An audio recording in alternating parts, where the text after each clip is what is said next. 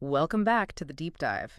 So today, I really want to check your reality Okay. because if you work in a modern office or, dial into Zoom calls all day, there is a very high chance you're walking around with a completely different map of the world than the people leading your meetings. Mm.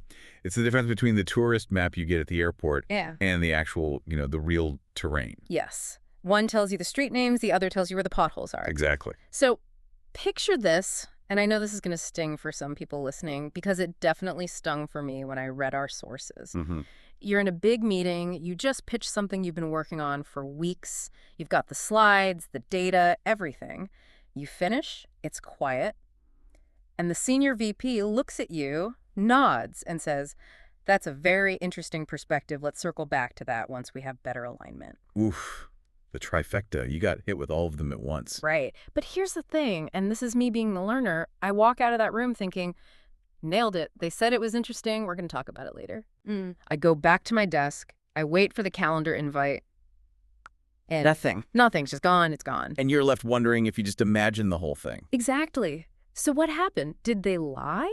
Did they forget? Or, and this is the really scary part, did they actually say no right to my face? And I didn't hear it.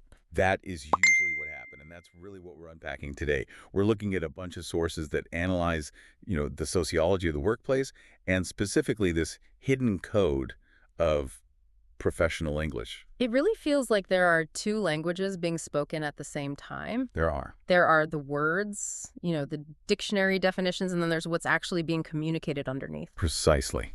Linguists actually have a word for this. They talk about phatic communication versus informational communication.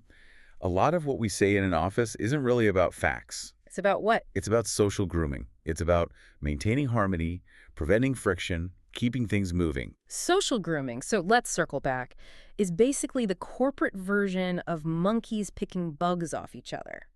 In a way, yes, it's about keeping the peace. But if you Okay. don't have the decoder ring, it can really limit your career. You think you're getting a yes when you're actually being managed out of the conversation. Okay. I feel like this is going to be a bit of a therapy session for me, but I need that decoder ring. So let's jump in. Let's start with that first one, the classic. Let's circle back. Ah, yes. The geometry of avoidance. It just sounds so productive, though. A circle, it implies a return. We're coming back to the start. It feels like a promise. That's the literal meaning. And that is exactly the trap. In all the sources we looked at, especially around management psychology, let's circle back, is it's rarely a promise. It's more a mechanism for cognitive load management. Cognitive load management. That sounds very technical. I mean, just think about the manager. They're in a meeting, the clock's ticking, they've got an agenda, you bring up something complex or off topic or just something they don't have an answer for. Right. They can't process it right then. Uh, But they also can't just say, stop talking, you're derailing my meeting. no, because that's too aggressive. It breaks the whole social contract of the office. Exactly. So let's circle back is like a polite escape hatch.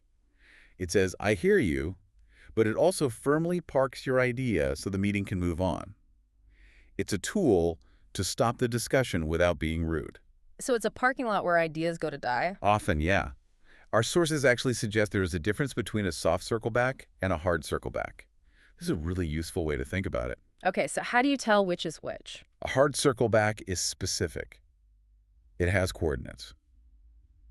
Let's circle back to this next Tuesday when we have the Q3 data. That's real. That's a plan. Mm. A soft circle back is vague. Let's circle back to this Yeah. at some point. Or Sure. just let's circle back on that. And that means? That's code for, I really hope you forget about this by the time this meeting is over. So if there's no date, it's not a meeting, it's a dismissal. Correct. And here's the really crucial part. The burden of circling back is now entirely on you. But that doesn't seem fair. If the boss says, let's circle back, shouldn't they be the one to do it? You'd think so, right? Mm. But in the power dynamic of an office, that phrase puts the ball in your court. Hmm.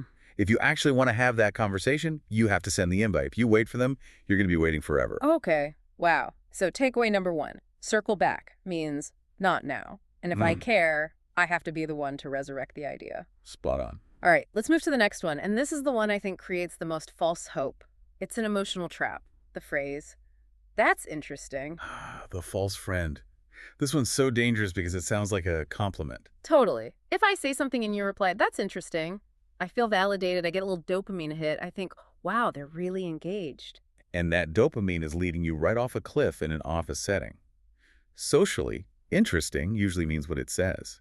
But in Anglo-American business culture, interesting is often a filler word to mask a negative reaction. Masking a negative reaction, why not just say, I disagree? Because direct disagreement is seen as socially expensive. It creates tension, it invites argument. It's a me versus you dynamic. Hmm. Interesting, it's cheap, it buys time. Okay. And our sources say there are basically 3 meanings behind it, and none of them are good. All right, break them down for me. What's number one? Number 1 is simply, I don't agree, but I really don't want to argue about it right now. So it's a polite veto, a soft veto. Exactly. Instead of saying, that's a bad idea, which Right. forces you to defend it, they say, interesting approach. It signals they're not on board, and it shuts down debate. Okay, devious. What's number two? Number 2 is, I have absolutely no idea what you just said. The confusion stall. Yeah. Oh. I mean, think about it. For a senior leader, admitting you're completely lost can feel like a weakness. So instead they say, that's interesting, and hope context clues will eventually fill in the blanks. Right. And the third one? This is the most common one. It's the soft no. It's just a way to let an idea die quietly, without the harshness of a direct rejection. It's the tombstone on your proposal. This is actually terrifying. I'm replaying like every conversation I've ever had. How do you tell the difference? How do I know if it's real interest or a soft no? You have to look for the tell. And the tell is never the word interesting. It's what comes immediately after. Okay, so give me an example. What does a good interesting sound like? A good one has momentum. That's interesting. How would that impact the budget? Or, that's interesting. Let's bring Sarah in on this. It asks a question. It suggests a next step. So it has a yes and kind of energy. Precisely. It invites Yeah. more information. The bad sign is when it's a full stop. That's interesting. Period. And then, anyway, moving on to item 3. Oh, the dreaded anyway. That anyway is the shovel burying your idea. If there's no action, no question attached to interesting, your idea is dead. Okay, so interesting without action is basically a polite next. A very polite, professionally engraved next. Let's pivot to conflict management. Because nobody likes to fight in the office, right? But disagreements happen, and there are these phrases that feel like a referee blowing a whistle. Yes. Conflict management code is its own dialect. And the big one I always hear is, we'll take this offline. A classic. The optimistic part of me hears that and thinks, ooh, a VIP invitation. Yeah. You know, this is too important for the group. Let's have a private chat. That is a lovely, optimistic way to hear it. Yeah, It is also almost always wrong. I thought so. I'll take this offline. Is rarely about the importance of the topic. It's about status management and time hygiene. Time hygiene. Think about when it gets used. It's when a conversation's gotten awkward or heated or just circular. Two people are just going back and forth. Right, the tension is rising. You can feel it. So the leader says, let's take this offline, not to give them a special meeting, but to basically say, stop arguing in front of everyone. So it's a way to save face. It saves face for everyone. It prevents a public spectacle. It frames the argument as too complex for the current meeting, even if the subtext is really, just shut up, you're wasting our time. So if I hear that aimed at me, I shouldn't be excited about a secret meeting. No. You should take it as a signal that you've lost the room and you need to stop pushing your point immediately. Okay. There's another one in this zone that sounds so positive, but I suspect it's a war cry. Let's align on this. Ah, alignment. The corporate quest for oneness. Sounds like teamwork. Let's align. Sounds like we're all holding hands. It sounds lovely. But here's the thing you have to remember. In corporate speak, you only ask for things you don't have. Oh, that makes sense. You don't ask for water unless you're thirsty. Exactly. So if a manager says, we need to align on this, what they're actually saying is, we are dangerously out of alignment. Or even, you are going rogue. So it's not a celebration, it's a notification of a problem. It's a massive red flag. Meetings can be polite battlefields. When someone asks for alignment, they are signaling that you are marching in a completely different direction from the rest of the army. So I should think, uh-oh, there's a disconnect here. You should think, I need to stop and listen very carefully, because it's usually a call to get back in line with the group consensus, not necessarily a call to brainstorm a new idea. That's a huge distinction. A call for submission, not collaboration. Wow. It can be. Okay, let's do one more phrase. And I think this one might be the most dangerous because it sounds so gentle. Just to clarify. Oh. The silent assassin. Just to clarify, it sounds like they're helping, like they're just wiping a little smudge off the whiteboard to make things clearer for everyone. And that's why it's so deadly. It has plausible deniability. But 9 times out of 10, just to clarify, is a weapon. It almost always means one of two things. Okay. 1, Yep. I think you are wrong, and I'm about to expose the flaw in your logic, but I'm going to do it by pretending it's a question. Wow. Okay. And 2. 2 is, you are explaining this so poorly that no one here understands you. So when someone cuts in and says, sorry, just to clarify, are you saying the Q4 numbers are projected? They're not really asking. No. They're pointing out that you probably presented them as actuals when they're not. But, and this is key, in a lot of professional English-speaking cultures, we have this huge aversion to saying you're wrong. It's too confrontational. Right. It's seen as aggressive. It disrupts the harmony. So the accepted workaround is to pretend I'm the one who's confused, just to clarify. Yeah. Did you mean? It puts the focus on my hearing, not on your mistake. It's passive-aggressive genius. It is, but it gives you an out. You get to correct yourself without the shame of being told you were wrong. You can say, oh, good question. Let me rephrase that. So how do you handle that? Because my first instinct would be to get defensive, to say, no, I was clear. And that is the absolute worst thing you can do. Do not get defensive. Okay, so what's the play? You play the game. You treat it like a genuine question, even if you know it's a challenge. You slow down. You say, that's a great point. Let me explain it another way. And you calmly restate your case. Don't fight the frame. Never fight the frame. Rep. If it was a challenge, being calm proves you know your stuff. If it was genuine confusion, you've just helped. Getting defensive just confirms their suspicion that you're out of your depth. This is a lot. It feels like you need a psychology degree just to survive a meeting. It can feel that way. Yeah. But let's maybe flip the script for a second. We've been talking about all this as if it's deception or traps. But is it really? I mean, it kind of feels like lying. Is it lying or is it lubrication? Go on. Imagine a workplace where everyone just said exactly what they meant, all the time. That idea is stupid. I don't care about your project. You're boring me. Stop talking. It would be a total bloodbath.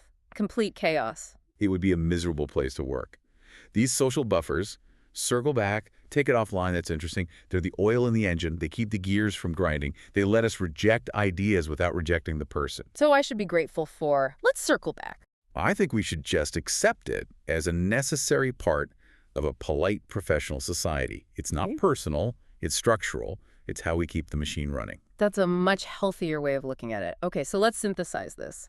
If the words don't always mean what they say, what are the practical rules for navigating this? Okay, I've boiled it down to 3 survival rules from our sources. Hit me. Rule number 1, tone over text. Meaning stop listening to the dictionary definition. Exactly. Yes. So much of communication is nonverbal. That's interesting, said while they're leaning forward, eyebrows up.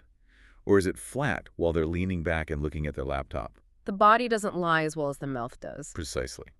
Trust what you see and the music of their speech, the prosody, more than the literal words. Okay. Rule number 2. Rule number 2 is what I call the calendar audit. This goes back to the circle back thing. It's the golden rule. Words are cheap. Let's align. Great idea. Let's follow up. None of it matters if it doesn't show up in a calendar or a project plan. If there's no invite, it's not real. Actions confer meaning. If you leave a meeting with a verbal yes, but no calendar invite, you probably have a no. Yeah. Don't be afraid to send the invite yourself, just to test if it's real. I like that. Force the truth. And the last one. Rule number 3, emotional detachment. Easier said than done. It is, but it's so important. Let's take this offline as a personal insult. Don't hear it, just to clarify, as an attack on your character. These are just traffic signals. Just because the light turns red doesn't mean the city hates you. Exactly. It just means stop. The second you depersonalize these phrases, you stop reacting emotionally and you start playing the game more strategically. You know, unpacking all of this, I actually feel a lot less stressed. It's like I've been trying to read subtitles, but they were in the wrong language this whole time. And now you know the language. Because business fluency isn't just knowing the jargon, it's emotional intelligence. It's recognizing these patterns. So, here's our challenge to you for your next meeting. Don't just listen to the words being said, listen to the code. When you hear, let's take this offline, don't assume you're getting a special invite.